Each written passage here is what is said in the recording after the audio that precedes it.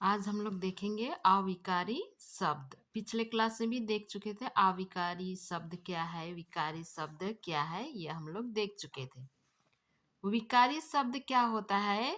लिंग वचन कारक से उसमें क्या परिवर्तन आता है, परिवर्तन आ जाता है, इसे को विकारी शब्द कहते हैं।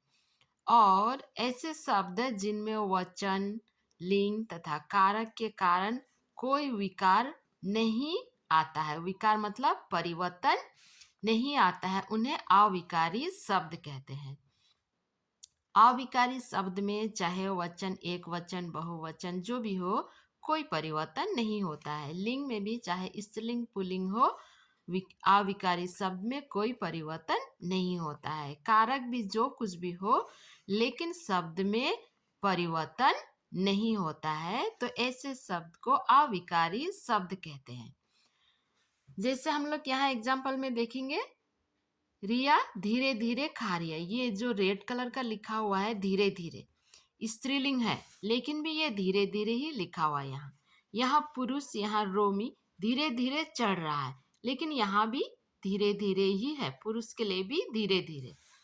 यहाँ पर दो लड़के हैं, मतलब बहुवचन है, यहाँ भी वे धीरे धीरे आ रहे हैं, मतलब स्त्रीलिंग के लिए भी वही शब्द, पुल्लिंग के लिए भी वही शब्द, बहुवचन के लिए भी वही शब्द, मतलब अविकारी शब्द में इसका कुछ परिवर्तन नहीं होता है। तो आगे हम लोग देखेंगे अविकारी शब्दों के भेद। अविकारी शब्दों के चार भेद होते हैं। ये अविकारी शब्द को अव्यय भी कहा जाता है। हाँ, अविकारी शब्दों के भेद, चार भेद होते हैं। पहला है क्रिया विशेषण, पहला है क्रिया विशेषण, दूसरा है संबंध बोधक, तीसरा है समुच्चय बोधक, चौथा है विस्मयदी बोधक। तो अभी हम लोग देखेंगे सिर्फ क्रिया विशेषण, सिर्फ ये देखेंगे क्रिया विशेषण। वाक्य के जिस शब्द से क्रिया की विशेषता का बोध होता है उन्हें क्रिया विशेषण कहते हैं। मतलब क्रिया कुछ भी काम कर रहा है, वो कैसा कर रहा है उसका विशेषता बताता है, वही है क्रिया विशेषण। जैसे यहाँ कछुआ धीरे धीरे चलता है, तुम इधर आओ, सोनम उदास बैठी है। मतलब ये चलने का काम धीरे धीरे कर रहा है कछुआ, आने का काम इधर, आने का काम इधर, बैठने का काम उदास। तो ये क्रिया विशेषता, क्रिया का विशेषता बता रहा है, यह है क्रिया विशेषण। अब क्रिया विशेषण के हम लोग भेद देखेंगे। क्रिया विशेषण के भेद है, पहला है कालवाचक क्रिया विशेषण, दूसरा है परिमाणवाचक क्रिया विशेषण, तीसरा है स्थानवाचक क्रिया विशेषण, चौथा है रीतिवाचक क्रिया विशेषण। अब ये कालवाचक क्रिया विशेषण है, काल का मतलब है समय। तो क्या है, ये शब्द क्रिया के होने का समय का ज्ञान कराते हैं, क्रिया किस समय हो रहा है उसका ज्ञान कराता है। जैसे कल शाम हम 6 बजे पिकनिक पर जाएंगे, तो यहाँ पर कल ये भी समय बता रहा है, शाम ये भी समय बता रहा है, 6 बजे ये भी समय बता रहा है। तो क्रिया किस समय काम होगा उसका समय बता रहा है, वो है कालवाचक क्रिया विशेषण। और दूसरा भी है, कुछ अन्य कालवाचक क्रिया विशेषण शब्द क्या है, बाद, मैं बाद में खाऊंगा, पूर्व, उसके आने के पूर्व चला गया, पूर्व, शीघ्र आ गया वो, तुरंत चला गया, सदा के लिए, परसों, पहले, ये भी समय बता रहा है। तो ये हो गया कालवाचक क्रिया विशेषण।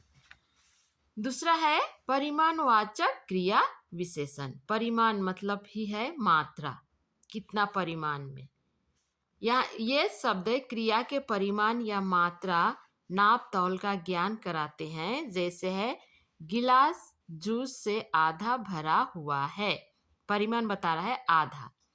कम बोलना, अधिक सुनना अच्छा लगता है, कम ये भी परिमाण बता रहा है, अधिक भी ये परिमाण, नाप तौल बता रहा है। और दूसरा है कुछ अन्य परिमाणवाचक क्रिया विशेषण पद है, शब्द है, जैसे थोड़ा थोड़ा, ये भी शब्द है नाप तौल परिमाणवाचक का। ज्यादा, उसे ज्यादा भूख लगा है, ज्यादा चाहिए, लगभग, बहुत, इतना, तनिक, ये सब कुछ है परिमाणवाचक। तीसरा है स्थानवाचक क्रिया विशेषण। स्थान का मतलब ही है जगह। तो यहाँ पर है ये शब्द क्रिया के होने का स्थान का ज्ञान कराते हैं, कहाँ पर हो रहा है उस जगह का। जैसे बाहर देखो, बकरी इधर उधर घूम रही है, तो ये बाहर ये जगह बता रहा है, इधर उधर ये भी जगह बता रहा है। और कुछ अन्य है स्थानवाचक क्रिया विशेषण शब्द क्या है, यहाँ, वहाँ, नीचे, ऊपर, पास, कहाँ, दाएं बाएं, इस ओर, उस पार, ये क्या बता रहा है, जगह, यह स्थान बता रहा है। चौथा है रीतिवाचक। रीति का मतलब ही है किस रीति से, किस ढंग से क्रिया का काम हो रहा है। यह शब्द क्रिया के होने की रीति या ढंग का ज्ञान कराते हैं। जैसे है वर्षा तेज हो रही है, तेज से हो रही है, ये क्रिया तेज हो रही है। हरीश ध्यानपूर्वक पढ़ रहा है, किस तरीके से, ध्यानपूर्वक। तो यहाँ पर है तेज तथा ध्यानपूर्वक शब्द क्रिया के ढंग को क्या ज्ञान करा रहे हैं। और अन्य कुछ है, कुछ अन्य रीतिवाचक क्रिया विशेषण शब्द क्या है, शायद, शायद वह आएगा, शायद बारिश होगा, इस तरह का। मात्र, मात्र वो आएगा, ठीक, सच, कैसे, अवश्य, क्योंकि, जरूर आदि, ये क्या है, रीतिवाचक क्रिया विशेषण। तो अभी हम लोग देखें क्रिया विशेषण के भेद। कालवाचक क्रिया विशेषण मतलब क्रिया किस समय में हो रहा है वो बता रहा है। परिमाणवाचक में क्रिया किस परिमाण में हो रहा है, वो परिमाणवाचक क्रिया विशेषण। तीसरा है स्थानवाचक क्रिया विशेषण, कहाँ पर, कौन सा जगह में हो रहा है क्रिया विशेष क्रिया। रीतिवाचक क्रिया किस तरीके से हो रहा है, किस ढंग से हो रहा है, उसको बता रहा है। तो हम लोग देखे आविकारी शब्द के 4 भेद होते हैं। उसमें पहला हम लोग देखे क्रिया विशेषण, फिर क्रिया विशेषण के भेद देखे। तो हम लोग कल से फिर से नया देखेंगे।